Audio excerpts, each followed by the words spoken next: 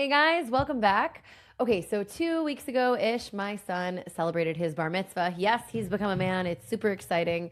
And, we have the Shabbat and all of our family coming. We have a party. It's all fun and great, but his birthday isn't actually on Shabbat. So I was sitting with him and I was thinking, we were saying, what do you want to do on your actual birthday? Now, he was born on a really cool day. It's like the eve of Tu B'Shvat. Tu B'Shvat is a day in our calendar where we celebrate the trees. We celebrate the land of Israel. We plant trees. We eat dried fruits. It's like super deep, super connected to this land. And so we were talking about what he wants to do for his actual birthday. And he had this idea of doing something with volunteering, maybe with planting trees. Anyways, I find myself on his birthday with a bunch of 13-year-old boys or 12-year-old boys, their power tools in hand, and we are building a lookout. We're building a beautiful swing on this nice hilltop in Judea and Samaria. It's next to a new hilltop community. And we're planting trees, and it's absolutely spectacular. Now, I will just say this hill has never been settled on. It's, part of state land. So we're helping out people, and it's really, really beautiful and exciting. And something crazy happens, actually. I'm digging with these kids, and I'm like getting all dirty, and, the sun's going down. It's not something great. There's not like cameras everywhere. It's really just a private experience. And my shovel hits something hard, and I think it's a rock. And I kind of like, get my fingers in there, and I pull out pottery. And it's not just one, it's like shards and shards of tons of pottery. And this stuff is like deep in there. It's maybe thousands of years old. And I'm telling the boys, I'm like, guys, you are part of something so monumental. This is definitely an area where our ancestors lived. And it could be that after thousands of years, we're coming back and planting trees and making a lookout for people to come and enjoy the beautiful view of this land.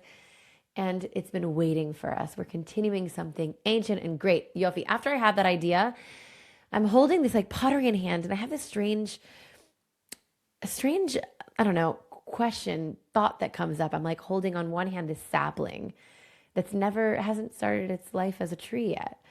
And one day will give fruit. And on the other hand, I'm holding this maybe thousands of year old pottery shards, a bunch of them. I can't even hold them all in one hand. And I'm seeing these things and I'm thinking, wow, we're always arguing about this land as if it's just geography. It's like all the politics of the region, right? By the way, this is going to be a little bit of a political episode. And that's okay. It's like the elephant in the room. We're going to talk about it. What if the real tension isn't about the land at all? What if the opposite of peace isn't actually war, but rather ambiguity? Like not knowing who you are, not being willing to say what is yours, living in this permanent state of maybe. Ambiguity, it feels comfortable. It feels safe, right? But maybe, just maybe, it's spiritually corrosive. And not just on a national level, but also on a personal level when we really don't live in our truth. Today's conversation with Nadia Matar is anything but subtle. She does not live in a maybe. She has very clear certainty to what she believes is true and right. She lives in complete clarity. Nadia Matar is one of the loud voices for sovereignty in Judea and Samaria. She's done a lot of interesting things, and I'm so excited for you guys to hear from her. It's maybe a different perspective that you've never heard, or maybe it's one that you're super gung-ho on, and you know what? Maybe you don't agree with anything she thinks. I think it's important to be here. During this conversation, I want you to hold it in your mind. Does ambiguity create peace? Like when I don't have to choose sides and everyone's right and all of it's good? Or does ambiguity actually continue and quietly maybe create instability? I think that the Tanakh has answered this thousands of years ago, perhaps, and that we're going to talk about at the end of this interview. Stay tuned, and I hope you enjoy it.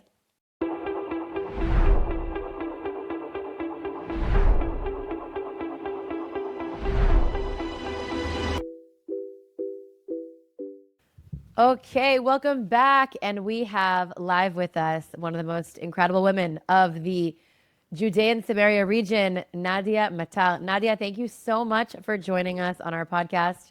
Thank you very much. And I represent here my co-chair, Judith Katzover, who I feel I'm her student, and she's one of the real pioneers of the renewed settlement of Hebron and the whole story. So I also represent Judith Katzenberg. Amazing. Maybe we need to talk about her as well. You've spent decades working and insisting that these lands of Yudan Shomron, Judea and Samaria, are not necessarily political, but it's actually a homeland. It's part of our home. And so when you walk around this land, this region that you also live in, what is it that you feel that you think that the rest of the world, the rest of Israeli society, that our listeners, what are they missing? Let me tell you a story, short story, don't worry, about that will express and answer your question. In 2005 was the horrendous disengagement, as they call it, the expulsion from Gush Katif, and of course I was there with the many tens of thousands of other people, and one of the people I met there is somebody you might know, Naomi Salomon, the wife of famous Yehuda Salomon, who was then a photographer. We became friends and whatever. Then after the expulsion, she went back to the States, and in 2007 she calls me saying, Nadia, I'm in the country, and can you bring me somewhere spiritual where I'm going to recharge my batteries? So I said, okay, I'll pick you up from Yerushalayim and we'll drive somewhere. On the way, we're driving, and I knew where I was going to bring her. She says, where are you bringing me? I says, I'm bringing you somewhere not far from Efrat in the south of, in the eastern Gush Etzion. It's called Ma'ale Rechavam. And I start explaining what it is, and she stops me, says, you're bringing me to Ma'ale Rechavam? I said, yeah, what's the problem?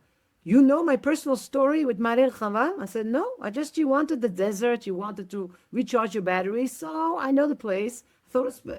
I can't believe it. She says, you have to stop the car. Let me tell you the story. And she tells me the following story. Here we are in my car in 2007. And she says in 2001, she was in the States. She was a photographer. She was called by her boss there in the States. Naomi, you have to go to Israel and make a movie about the settlers. And she says I was not very connected at the time, not to the Yiddishkeit and not to Israel at the time. And I come to Israel. I ask a friend, listen, I have to make a story about the settlers. Can you bring me somewhere? And he said, what kind of settlement do you want? A city like Ma'ale Adumim or agriculture? She said, I don't know, just bring me somewhere and let me finish the story. So he said, you know what, 2001, right?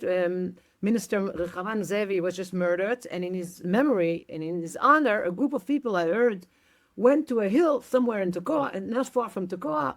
Do you want to go and see a new settlement? She says, okay.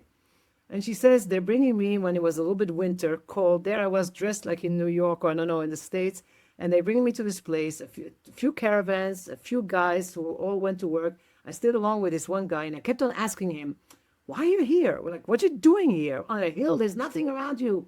And at one point, I was annoying him so much, he says, with his broken English, he says to me, you want to know why I here? Why we here? He says, yes, come outside with me. So she tells the story in the butts, it was all mud and there's nothing yet, just a few caravans. And he takes a shovel and he starts digging. And she says, oh my God, I'm here alone with this guy and he's digging. What's going to happen to me? A big digging. And then he bends down. And I'm telling you, I'm going to cry now. He bends down. He takes this whole thing of earth from the wet, good earth that here in Greece, red, beautiful. He brings it close to my face, she says, and he says, close your eyes, touch this earth, smell it. This is our land. Wow. This is our land. And she says to me, and I'm telling you, I have the chills still remembering. She says, and Nadia, I just touched the earth. I closed my eyes, I smelled it, and I felt all of Jewish history going through me. Wow. That is a story I tell everyone. Because that's when you ask, how do we feel when we walk here in Judea and Samaria? We feel that we walk together with our forefathers. We walk the Bible. We walk on the Psukim. I feel the whole history walking here. This is home. This is not politics. This is the one and only Jewish land. And that's how we feel. I grew up in Belgium. I was born in Belgium. I made Aliyah when I was 18. And I always tell the story that Rabbi Riskin said, I'm not going to make it a long story, that he had this story about this guy who came on Aliyah, thanks to his grandfather. And when he was in Chutz La'aretz, somebody said, he asked somebody, some guy, some non-Jew, like, why are you singing here? He says, because I hear the singing of the land. And this Jew didn't hear in Poland, didn't understand what he was talking about. So this non-Jew tells him, if you as a Jew want to hear the singing of the land, you have to go to your country. When I heard that story, I felt the same. I grew up in Belgium. I don't have any fancy stories about anti-Semitism. I grew up in a nice Jewish ghetto with a Jewish school, and there were synagogues. But I didn't feel connected. But every time my parents brought me to Israel, we only opened the airplane, and you felt there was something. I couldn't express it in words till Rabbi Yes. Iskin told that story. I heard the music. There's music Oh my here. gosh. This is where we are, home. Nadia, I'm like really vibing with your story. I felt the same thing when I moved from Tennessee at 18. I remember getting off the plane and there was just something there that you really can't describe. I'm sure some of our listeners maybe know what we're talking about, and some of them, have been to Israel and they feel there's something different in the air here. There's something, and it does. It feels, And even more so in Judea and Samaria. yes, the heartland. This is the heart. The heartland. everything pumped. It's when you go to Hebron, you just feel that your batteries are being recharged. Robertson Levinger of blessed memory always said so. She said, "I'm just from Brooklyn. I'm just on the States, but the strength I have." We asked her, "How do you have such strength?" She said, "It's not me. It's Hebron." And that's how we feel. You did Katzavel and myself. We go at least once a week to Marat HaMachpelah just to get the koch. Wow. So it's interesting because when we talk about the Torah and the Tanakh, it always talks about these places: Beit El, Hebron, Shiloh, Shechem. All these places really. Do you see the work that you're doing, the activism that you're doing? And I want to actually ask you about this specific work that you do. I want to hear about Women in Green. I want to hear about what you're doing today. I want you to tell our listeners about Yudit Katzover. Do you see what you're doing as like a continuation of the biblical story, or are you more like responding to a modern crisis that we're going through right now? No, the response to the modern crisis is to go into the biblical footsteps. It's definitely the biblical footsteps. And one of the things that we've done, I made Aliyah in 84, in 87, met David Matar, who we both, on our first date, we said, what is your dream? Is to be part of the modern days pioneers. It's not enough to make Aliyah. Every morning you have to make Aliyah. When you wake up and say, well, so we understood. He made Aliyah from the States. I made Aliyah from Belgium. We didn't want to just be in a city, which is also fine, but we wanted to also make Aliyah somewhere in Israel. So we went to live in Efrat, which is between Jerusalem and Hebron, which is very amazing. And I was going to be a housewife, which I thought was very important, to be with the children. And then the 1993 Oslo agreements were signed. I understood that one must do something about it together with my mother-in-law. I always tell the girls I speak to in the groups, be always in a very good contact with your mother-in-law. My mother-in-law, of blessed memory, Ruth Matar. Go to jail with them. That's the best you can do. Oh my for God. You went to a good jail with your relationship. mother-in-law? You Yeah, have to isn't tell the me that best? story. Not- Tell us the story for a I minute. didn't- You have to. I didn't rob a bank. We just had some demonstrations against the Oslo agreements. We were arrested for a few hours, and then you go with your mother-in-law. I mean, it's the best thing. Anyway, You so we become were very besties busy, in active jail. women. Yeah. That's great. It's a badge of honor to go to jail for the land of Israel. Okay. That was in the 90s, more than once. Wow.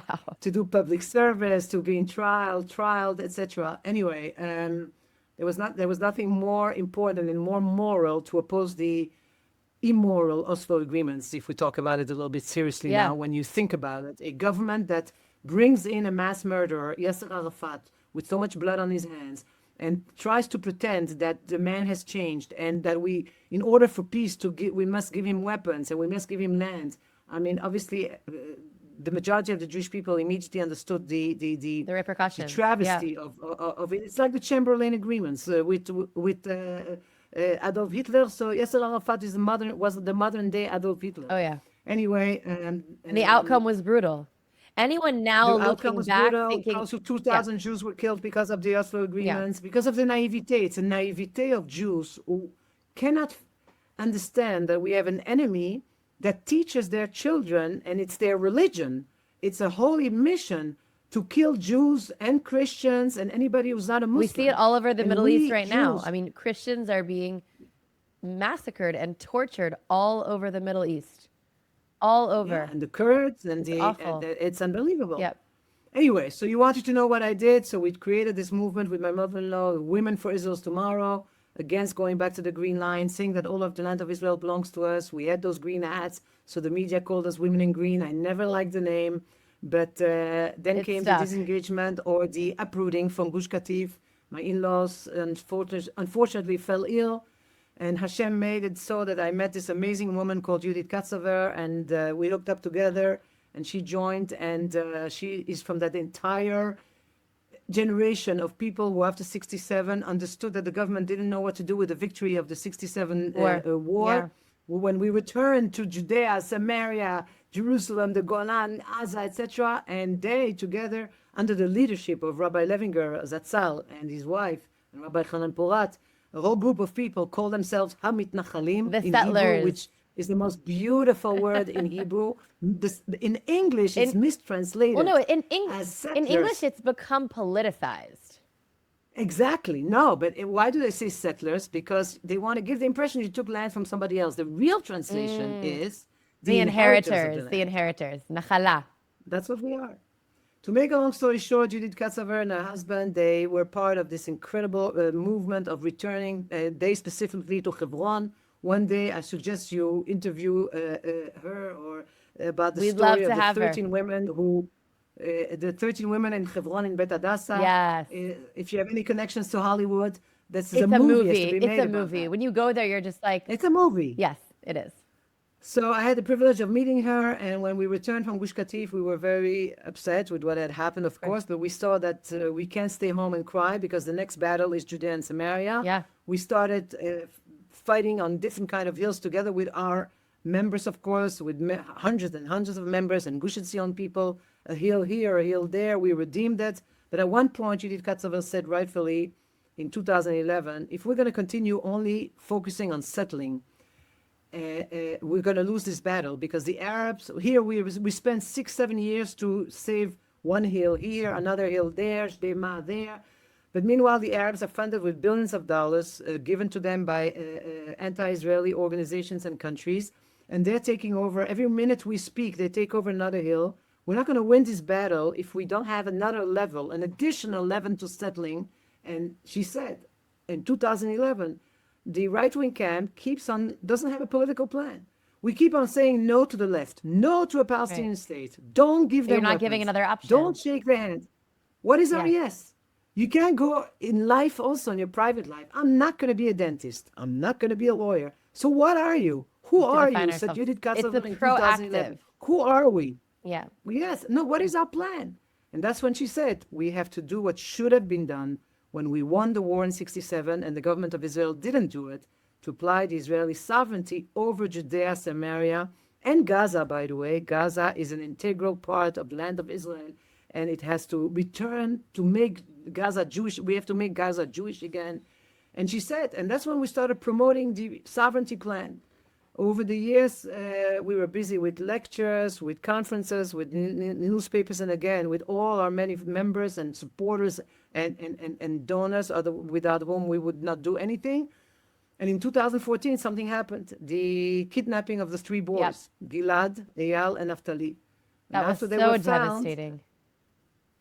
so devastating. It was at a time when there was, now we are after October 7th. So We know that there was higher levels. We unfortunately realized that Yeah, what it we was thought another then was level. really bad was the tip of the iceberg. And that night, when they were found, after 18 days of searches, Judith Katzover calls me and says, you heard the news, they were found. Tomorrow is the funeral. Tonight, we have to give a Zionist response. We have to show the world that if they think that by killing Jews, we're going to leave, we're going to say it's not ours, we're going to deepen our roots into Eretz Israel. And we went to a hill that you know, Yes. a forest above the Gush Etzion intersection, which is a 300 dunam, 75 hectares, if I'm not wrong in American terminology. 300 dunam, that I know it is, of a forest that belonged to the Gush Etzion Regional Council, but wasn't developed for some reason, I don't know why, and there's no vacuum. If we don't keep what's ours, somebody else will take It's so over. true. And the Arabs of Bet Bajal took over that forest for so many years. And to make a long story short, that one night, the night that they were found before the funeral, together with many members and supporters and Gush Etzion people, we went up back to that forest, before us, other people tried to redeem it and didn't succeed. And to make a long story short, today it's a flourishing educational Zionist center incredible. that says Am Yisrael Chai. And one of the things, now I'm getting to your question, one of the things we just did recently is on one of the hills in Oswegon, there are ruins. And we found out that those Archaeological are the ruins. ruins of the biblical Archaeological ruins. Yeah, archaeological ruins, which we were told are from the biblical Migdal Eder, which is mentioned when it says Vayet Ohalo Migdal Eder. Yaakov, on his way after Rachel's passing, he was walking there, and He and according plants to the his Midrash, tent. that's where it is. He Yes, he plants put his his tent tent right in there. Migdal Eder. Right there. And we can walk there. It's like gives me the chills every time I'm there. I'm physically there and I'm saying, oh my God, I'm closing my eyes. I'm saying, this is where it happened. This is where Jacob's According to the tent Midrash, was. it goes, It's what? where Jacob's tent was. Can you imagine? I mean, people have to come and just feel it. And then you come there. It's a path that we put above. You know, in Oswegon, we also have, unfortunately, we set up something in memory of Ari Fuld, our dear friend who was murdered. An incredible And man. There's a beautiful lookout. There's a beautiful lookout there in his memory. And above that lookout is this hill with the archaeological foundings. So we put a path there. And at the end of the path, you walk there, you feel our forefathers. And then at the end of the path, you have a look on Yerushalayim, and on a clear day, you can see the Temple Mount. So we called it Wow. Ein Letzion Sophia. Our eyes more can look you have? at Zion. Our eyes are looking at the Zion Hatikva. from the Hatikva. Wow. Wow. And I have a question. So these archaeological ruins, by the way, I'm a tour guide in this whole region. I knew that area was considered Migdal Eder, but have they like tested and seen that this dates back to the time period of our forefathers? Yeah. Tour guides and archaeologists are all Incredible. Saying that this is where it was. Incredible. You also have ruins there of Beit Rishon, of the first temple. temple. I'm going to bring you. You I'm live coming. not We're far going on from a me, date, right? So we'll Nadia. go. And I just want to plug right Let's now go. to all of our listeners, especially if you have kids or if you love nature, it's literally like, I don't know, a 30-minute drive south of Jerusalem. If you're on your way to Hebron, if you're on your way and you stop in this place and there's parks and there's outdoor training activities and there's, places to play ball and there's zip lines, indoor jamboree for little kids. There's a place to do bar mitzvahs, weddings. Like it is an absolutely incredible spot. And every time I go there, there's more stuff. And I actually want to say something. I'm not sure if this is true, and I'm actually going to check this with you. So I want to actually talk about two things. As you were like, we settled this hill. Now, I know that there are probably people that are listening to this that are going to see these settlers are literally just taking land that's not theirs. I want to differentiate and say this is land that is owned by Jews. The fact that no one's settling there is because we're afraid to, unfortunately, we don't settle everywhere that is ours. And it's like, what does that mean? Like, people have this impression that like people like you are going and actually like evicting Arabs from their homes, destroying them and building your home on top of it. And that's really just not what's happening. And I also want to ask another question. This is like, I'm doubling up here. But critics will say, well, like putting sovereignty over all of Judea and Samaria is a dangerous thing. What do you have to say to that? That I'm saying that the lack of sovereignty is the danger. What is the message that the state of Israel passes on to the world when it doesn't apply its sovereignty over Judea and Samaria? I want to explain to the listeners, first of all, to the viewers, what does it mean, sovereignty? What should have been done? After 67, here, the state of Israel was founded in 1948, i.e., we declared that those areas were under Israeli rule. And then when Israel was 19 years old, the Arabs attacked us, and we luckily, thank God, were able to Miraculously. push them back, yes, and we Yes. returned, conquered or liberated. I don't have a problem with the word conquer. When somebody takes what's mine, I'll reconquer it. So we returned. According to international law, there was absolutely no problem to Judea, Samaria, Jerusalem, Golan, Gaza, etc. And we say victory. It was a military victory. But they forgot at the time that every military victory has to be combined with a diplomatic victory. What should have been done at the day of the sixth day of the victory, the military victory, the government of Israel at the time should have said, we were attacked. According to international law, we have the right to return to all those places. And therefore, we declare that today, all the areas that we return to are now going to be an integral part of the state of Israel, no different than Petach Tikva, Rehovot, Tel Be'er Aviv. Sheva, would apply Israeli law or Israeli sovereignty over it. But they didn't do that. So they left it in a limbo. What did they do instead? They appointed a group of people in the army that will basically that will administer the area until we decide what to do. It's called the civil administration. Right. And that's when all the trouble started, because they basically said, we're not sure Not it's sure what we ours want to yet. do with this. Yeah, exactly. That's when the heroes sprung up, Rabbi Levinger, this whole generation of people, the Katzovers, the Levingers, the Etznis, and they promoted and pushed this settlers movement, the Mitnachalim, and thanks to them, many Inheritors communities were built. movement. Inheritors movement. And the inheritance movement, absolutely. And thanks to them today, we have hundreds of Jewish communities. They convinced the governments to create Jewish communities, but yet, why is there still a question mark? The Israeli application of sovereignty hasn't been done yet. What does it mean to apply sovereignty? It's a vote in the Knesset. You just need to convince the government to pass the law, and that's what we said in 2011. When Israel doesn't apply its sovereignty, it does two terrible things. Three. One, it basically says, I'm not sure yet it's mine forever. Yes, we have there close to 1 million Jews living there, but it's still on the negotiating table. Number two, you give credibility to a lie that it really belongs to somebody else. How did the Palestinian people invented themselves? There's no such thing like a Palestinian people. But because we didn't apply sovereignty, then when you don't say it's yours, somebody else will say it's his. And the invention of a Palestinian people happened at that time when we were stuttering. Israel was stuttering and not saying a clear message. And then they sprung up and says it's really ours. So that's the second terrible thing when you don't apply sovereignty.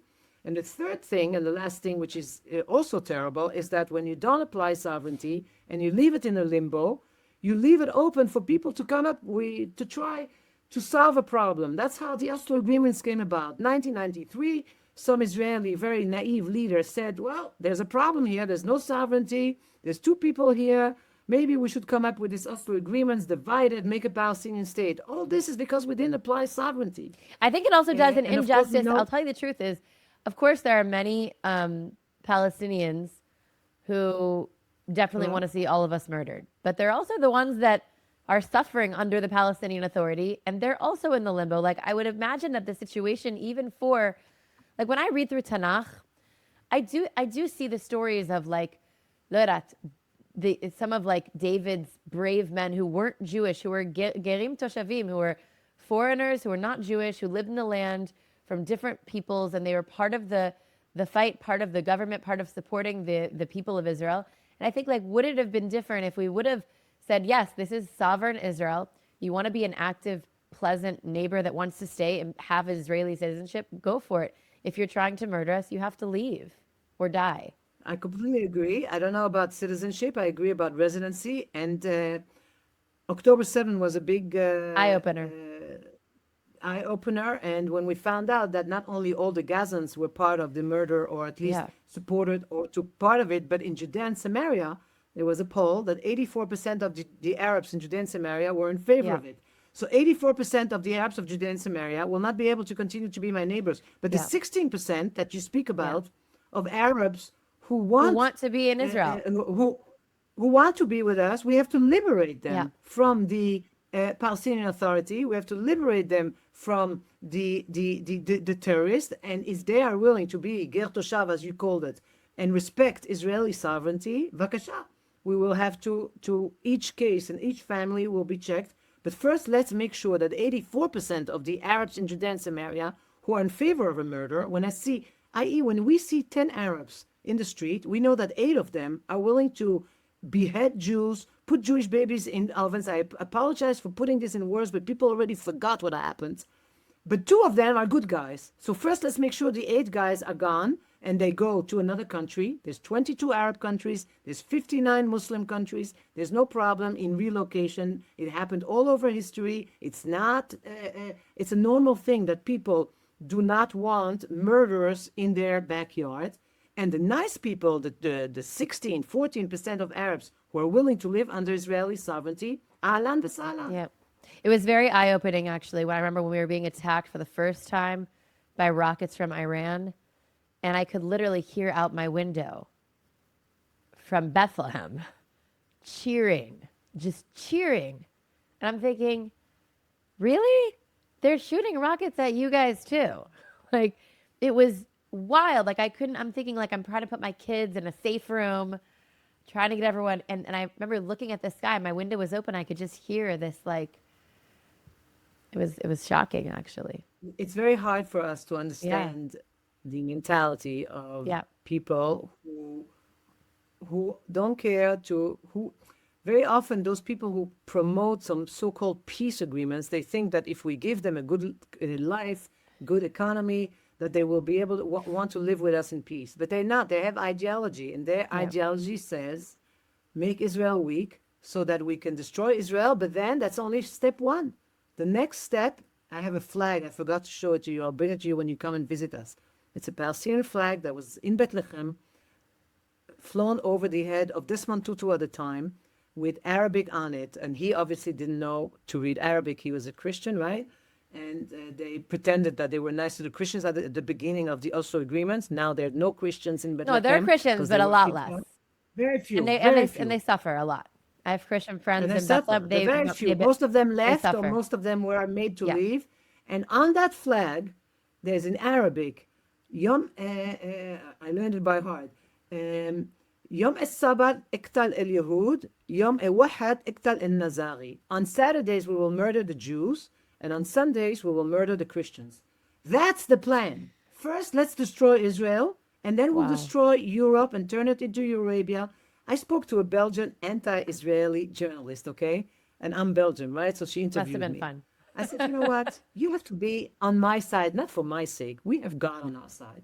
You in Belgium, you need to be on our side against the Palestinian state because you're in trouble. Do you know what they talk about in Brussels and Antwerp in the mosques Yeah. in Arabic? Do you think they talk about buying Belgian chocolates or buying French fries? They talk about doing October 7th to you guys there in France, in Paris, in London.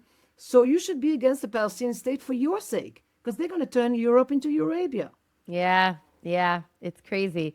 Do you see a continuation? Like when I think of, I'm teaching right now this year. I teach the book of Joshua, and do you think there's this inheriting land that really is different? Because that's the first time the people as a nation are coming into the land of Israel, and they inherit the land, and they have a lot of fights, a lot of battles with the Canaanites. Do you feel like we're somehow connected to that story today? Yeah, I think the connection is that things have to go on gradually. There's no Harry Potter magic wand where we can do everything at once. Joshua, as you call him, taught us that the conquest has to be step by step, and that's what we have to do. But we have to be forceful. We have to do it with belief in the justice of our cause, and that's what he teaches us. Yeah. So Nadia, you have been called extreme, probably by many people, for views that honestly, if we would come to Israel 2,000 years ago and speak these views, people would have been like, "Yeah, that's legit what it is." So my question is, what has changed?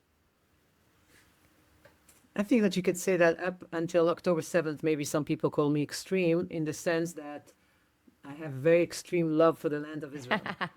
And my extreme love for the land of Israel expresses itself that I like to say things black and white. The entire land of Israel belongs to us. God gave it to us. We don't have the right to give it away. There's not that's what they call extreme. That's all I Yeah. represent together with all my friends. I think that after October 7th, I'm no more the extreme. I think that the overwhelming majority of the Jewish people woke up and whatever they called extreme maybe before has become mainstream. Not extreme, mainstream. And I think that I represent now the mainstream. And the extremists are those who think that we can have peace or that we can have talks with Iran or with the Gazans or with Giuliani and all those people, those are enemies, and we have to deal with them. Like in the Bible, we were taught Giuliani. how I was to like, deal. He's in New York. No, no, excuse me, Giuliani. Yeah. I was like, I am not Giuliani. good. I'm not good at my. It's Yeah, okay. that's what I I'm meant. clarifying for our And viewers. what needs to be done is, they say there is terror because they they have despair. It's exactly the opposite. As long as there's no Israeli sovereignty, they have hope to have a Palestinian state. In order to crush their hope, which is what is going to stop terror, we have to apply sovereignty and make them understand they will never have a Palestinian state within the land of Israel. They want a Palestinian state in France. Bevakasha, I have no problem with that. But here, from the river to the sea, Israeli sovereignty. That will crush their hope for a Palestinian state. That will crush their hope to destroy us, and that is when we will be able to thrive. Do you see sovereignty as an end goal or the beginning of a more challenging chapter? What's supposed to happen after that? The purpose is just the beginning. The purpose of Am Yisrael in Eretz Yisrael is to be a goy kadosh, or lagoim. It's to be a light to the nations, and A holy nation. Yeah. only when we are fully rooted and in control of our land are we able to bring basically moral guidance and the Torah values to the world. So it's like the famous story of escapes me the 1 second, I forgot. I'm bad with names sometimes, but anyway, where it says the famous example of a tree, a grape, how do you call it? A vine. A vine cannot grow in earth that's not good for it. Yeah. It needs to have a special earth. Yeah. Am Yisrael, the people of Israel, can only blossom and flourish in Eretz Yisrael. Yeah. Whenever we're not in Eretz Yisrael, we can't blossom, and that's why we need to be in Eretz Yisrael and here and have sovereignty. And then we will be able to be a light unto the nations. Yes. It's like the land of Israel is the physical embodiment of the soul of the people of Israel. Absolutely. Yeah. The land of Israel is alive. How do you feel that? People Explain that to us a little bit. Like, try and explain that to our listeners. now I feel Yeah. it. I feel that when we walk the land, when we build it, when we plant, the land is alive and thrives. But when we're not there, I feel it cries. When I pass areas where I still see that are under Palestinian, as they call Occupation. themselves, control, I feel as if the land is crying and saying, Eden, save me. Come back. Come home. You have to be here. Redeem me. The land is alive. Not to talk, of course, about the fact that the land only flourishes when Jews are there. Look what happened in Gush Katif. Gush Katif was the most amazing area to have vegetables, etc. We only left, and they can't grow one tomato there. So the land of Israel and the people of Israel, it's like a concert. Yeah. We're together. Yeah. And that's why I call it's alive. It calls upon us to come. Wow. Wow. If you, Nadia, I have to get biblical. I always ask a question about some biblical figure, so I have to ask you as well. If you could pick a biblical figure that you think most represents your worldview, who would it be? Okay. Who? I would choose Caleb ben Yefune, Caleb.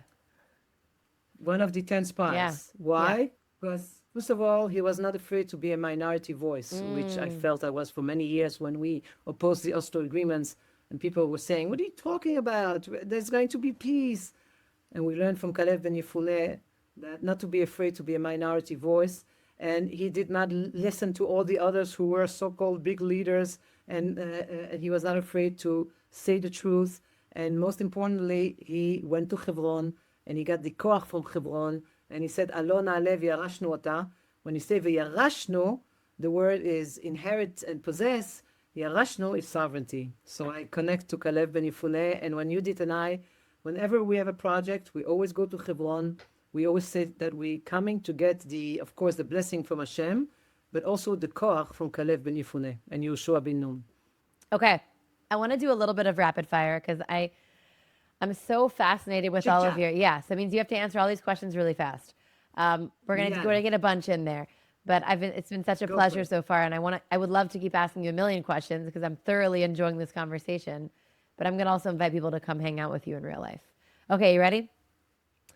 One place in Judea or Samaria that you think every person should stand in at least once? Hebron, Marat HaMachpelah, and the Bet Hadassah in Hebron. Yofi. A biblical figure that understood the land emotionally and not just strategically. Melech David. David HaMelech. David HaMelech. Avram or Yeshua, who better represents our Yeshua. who better represents our moments today? Yeshua. One word critics use about Judea and Samaria that you think is completely wrong. Settler should be inheritor. One verse from the Tanakh that you feel speaks directly to the sovereignty debate of today. במדבר ל"ג, והרשתם את הארץ וירשתם, כי לכם נתתי את הארץ הזאת. You shall possess, inherit, and settle, dwell the land, because settlement is not enough. We also have to have sovereignty. Possess is sovereignty. Settling is settling. Both have to be done. Wow. Shiloh or Hebron? Why? Hebron, Aye. because it's all started there. Wow. Okay, one modern Israeli fear you think Tanakh would challenge most strongly. That giving up land equals peace. If sovereignty were declared tomorrow, what's the first responsibility Israelis would have to take seriously? To bring 2 million Jews from Chutz La'aretz to come on Aliyah, and to relocate the Arabs to the 22 Arab countries and 59 Muslim countries. I have to bring everyone. Aliyah, yeah, I have to bring all the people back home. Okay, At least 2 million Jews. at least 2 million. One moment in your activism when you felt the land itself was answering back. 2 weeks ago, when Shdema, the hill that we fought for so many years, was officially declared a Jewish yishuv, we were very moved, Judith Katzova and myself. Jewish town. Wow, amazing. A question about Judea and Samaria that you wish Israelis would stop avoiding. Would stop avoiding or would stop doing? Stop avoiding. Why do we allow fear to dictate policy over truth? Eretz Israel is ours, and we have to say it loud and clear.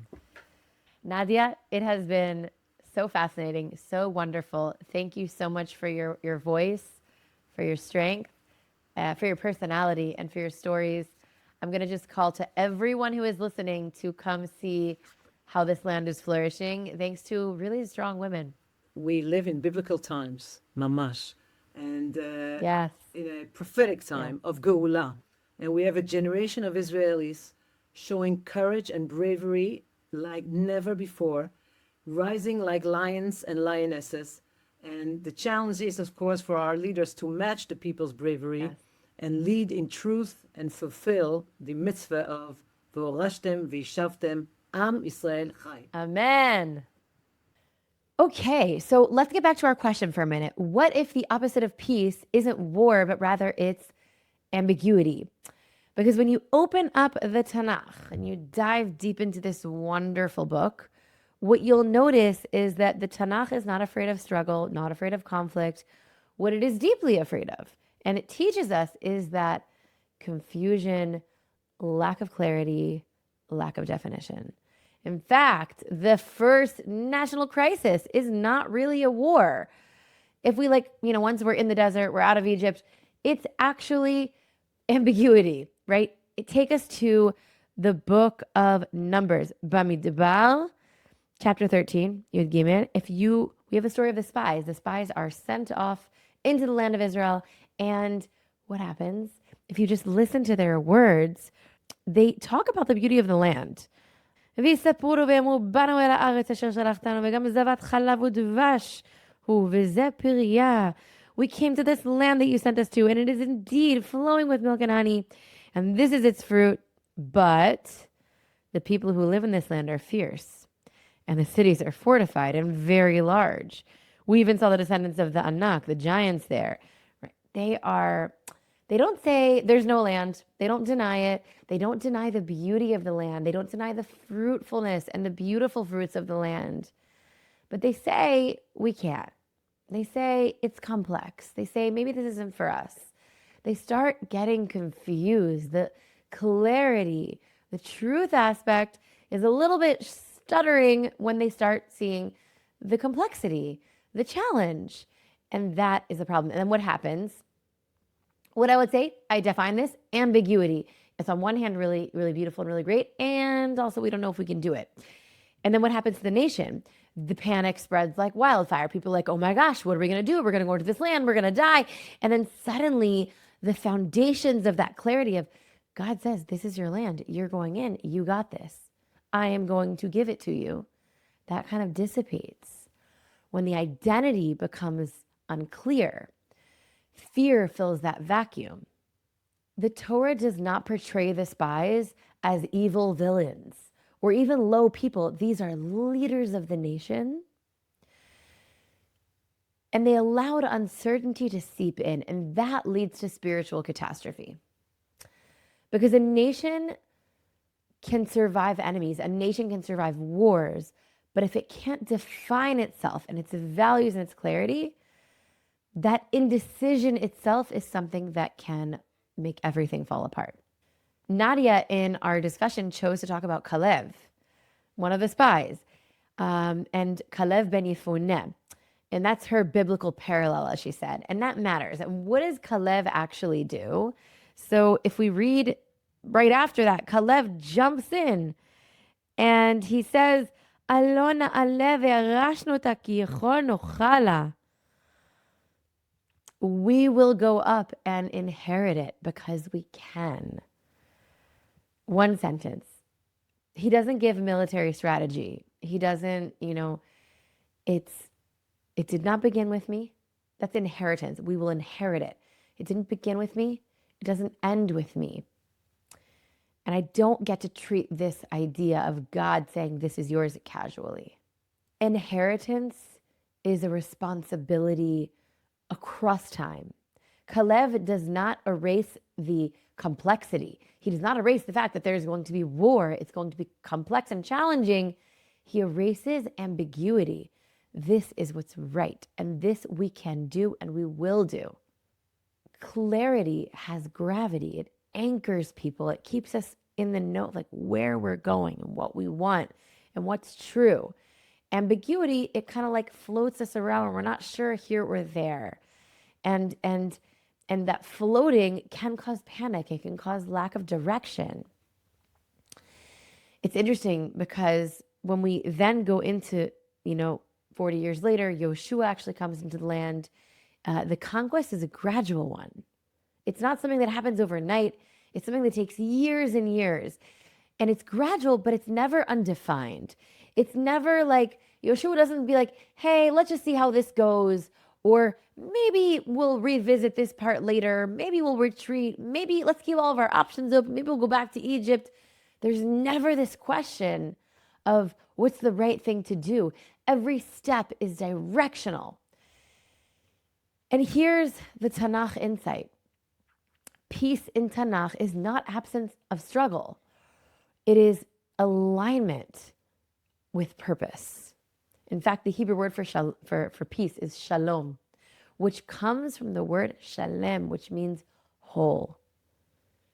We have to be truthful in defining who we are, who I am. It's interesting. I once, I didn't have an argument, but I was taking, it's a broad range of people on a tour once. And, we were talking about, well, listen, if this is the stop to peace, the fact that there are Jews here in this land, in this region, and the West Bank, Judea and Samaria, and that is stopping the peace, then why not live somewhere else? And the discussion came up, well, what kind of a peace is it if it erases the identity of one people who are here? True peace is not everyone saying, oh, we'll just not define ourselves and squish ourselves together. True peace is saying, this is who I am. This is where I belong. This is who you are, where you belong. And now we have to figure out how to make that come together. It's not being, apologetic and saying, oh, maybe it's not that. It's not what it is. Wholeness doesn't mean being quiet. It means internal coherence and strength. In fact, ambiguity and this flip-floppiness that actually gets rid of this coherence, this internal place of truth. And fractured nations, you can't build peace with that. It's an unstable reality. In fact, I want to go to what I think is one of the most dangerous passages in the entirety of Tanakh, and it actually exists all throughout the book of Judges, Shoftim, and that is Ish hayashar be'enav yaseh. Every man does what he thinks is true in his heart. It's this notion of like multiple truths. Like, well, I think this is right for me and that's right for you. And there's not one right direction. This passage is not describing like anarchy in the streets and things are crazy. Although when you do read through Sefer Shoftim, it's pretty crazy. But it's describing this lack or moral ambiguity or lack of clarity at the top levels, right? There's no clarity. There's no shared direction. There's no shared authority or identity. And then what follows? Violence, civil breakdown, tribal fragmentation. We talked about this in a different episode. Everything kind of goes crazy because there isn't this clarity. We're undefined. We're not sure of ourselves. The whole book of Shoftim teaches something very deep and almost like chilling. When a nation refuses clarity, when it refuses to say this is right and this is who we are, then chaos comes in and takes its place. And that, I think, is kind of underlying, I guess, Nadia's perspective. If I were to find her perspective in the Tanakh, that's what I think it would be. And if I go even farther back to the beginning of the beginning, Avraham, we talked about him in the first episode. God says to him, Lech lecha, go. Where? To the land that I will show you. At first glance, it actually sounds really ambiguous. It could be to anywhere, but it's not. Because Avraham moves with total identity clarity. He may not know the exact coordinates of GPS of where he's supposed to be going, but, and by the way, maybe that's not, ambiguity. Avram has none. It is very, very clear what he's following, who he's following, and that is the word of God. And that's why he can actually wander without losing himself, because it's never a question of who he is or what he's here doing. And maybe that's why his descendants eventually do inherit the land. It's not just physically, but it's a covenant, something deep and something true.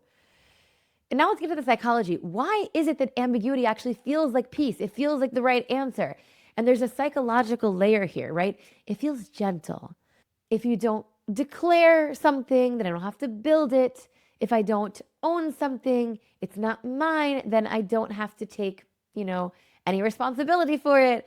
I don't have to fully answer for it. It's half mine, half not mine. And Nadia really talks about this in 1967 when the state of Israel comes in and returns to these heartlands of our nation. They kind of stay in the place of ambiguity. We want to live there. It's our land. But also, let's just not define it. Let's not declare it. Let's not create sovereignty. Let's keep it this question. And this decision to not decide what we're doing with this whole chunk of biblical heartland, it reduces the friction in the meantime for a moment. It feels like short term, this is great. We can figure it out later. But Tanakh actually shows that increases instability. And in the long term, it's really detrimental. And the Torah doesn't promise, by the way, that clarity eliminates conflict or struggle or wars. It doesn't, but it does eliminate like spiritual confusion. And that confusion is spiritually lethal. That confusion of, I'm not sure this is right or not. And I think that really is something that has caused so much struggle in this heartland for Jews, Christians, Arabs, Palestinians, if you want to, because if Israel doesn't say this is mine, then okay, if it's not yours, then it's not yours. But if it is yours, it is. You can't play the game of both sides. And that's really what Nadia's perspective is we need to be sovereign. If you want to live here and be part of this sovereign state, you're welcome to. Anyone's welcome to. But you also have to go by the rules of sovereignty. It's very similar to Yishai's perspective. And it's interesting because if I take it a little bit further, once we do have this clarity, right?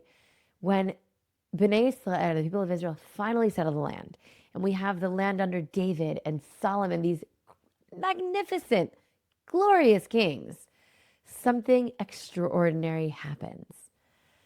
There's clarity, there's military stability, there's cultural flourishing, there's wisdom, there's songs, there's love, there's connection, there's a law, there's a temple. Why? Because sovereignty in Tanakh is not domination. It is a deep alignment between people, land, and a mission, and God, and spirit. Without that alignment, you get turbulence, you get friction, you get everything except for shalom, which is peace. But here's the final uncomfortable truth. Clarity is dangerous. Why? Because once you have defined yourself and your mission, then you are accountable to live up to that definition. You're accountable to live that way. Integrity demands it, right? If I say this is my home, then I have to act like a homeowner. Homeowners build, homeowners repair. They uphold standards of living, they protect. Ambiguity is easier. It feels easier. But Tanakh never chooses easy. It's not a book about all the easiest stories. It's about the outlier stories. It's about the great, powerful stories. So if I go back to that story 2 weeks ago when I'm standing on this hilltop with a sapling in one hand and a bunch of pottery in the other, to tell you the truth, I was not thinking at all about politics. I was thinking about continuity. I was thinking about the weight of saying, this is not random. This isn't temporary. This isn't undefined. This isn't maybe this, maybe that. Whether you fully agree with Nadia's politics, she represents something that the Tanakh fully recognizes. You can't live in a maybe. And I can also invite each and every one of you to think personally, because I think this story is so relevant to our own lives. How many times do we try and just take the easier way out? I don't want to have to make a decision. I don't want to have to choose. Can't I choose all the sides? Can't I have my cake and eat it too? And the answer is no. We have to be aligned with what is actually right and true. We have to make decisions, and sometimes making the right decision, the true decision for me, means I must sacrifice something else. And I think that that is exactly it. And so I bless all of us. May we be people who are aligned, who run away from ambiguity, even if it means that sometimes there's conflict. And in the end, be people who bring shalom. Thanks again for joining, guys. I'll see you next week. If this episode helped you better appreciate Judea and Samaria, you can take it to the next level with the Judea and Samaria experience. They can help you plan meaningful visits to this region, off the beaten sites, tour guides, connect you to local personalities. And guess what? This referral service is completely free, thanks to our generous sponsors, Texans for a Safe Israel. Check them out at their website, JudeaSamariaExperience.com. That's Judea without an H, SamariaExperience.com. You won't regret it.